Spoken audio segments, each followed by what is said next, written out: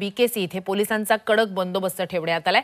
पंतप्रधान नरेंद्र मोदींच्या दौऱ्यानिमित्तानं बीकेसीच्या परिसरात पोलिसांचा फौजफाटा तैनात करण्यात आलाय।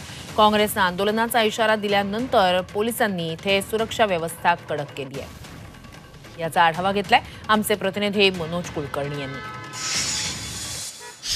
पंतप्रधान नरेंद्र मोदी यांचा आज महाराष्ट्र दौरा आहे। पंतप्रधान वाढवण बंदरांच्या भूमिपूजनासाठी या ठिकाणी येत आहे आणि त्यासाठीच मोठ्या प्रमाणात पोलीस बंदोबस्त ठेवण्यात आलेला आहे।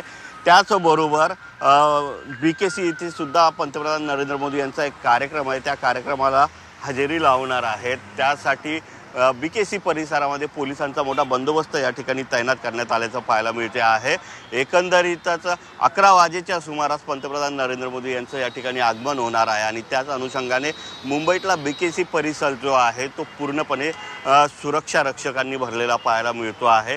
यामध्ये मुंबई पोलीस असतील, गुप्तचर विभाग असेल, CISF असेल, त्याचबरोबर राज्य राखीव पोलीस दल असेल, या सर्वांचा पोलीस बंदोबस्त या ठिकाणी तैनात करण्यात आलेला आहे।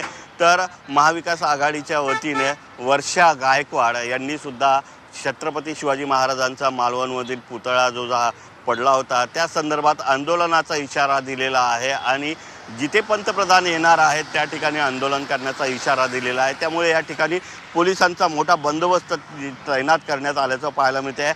व्हिडिओ जर्नलिस्ट धीरज चिपकर सह मनोज कुलकर्णी, G24 तास, मुंबई।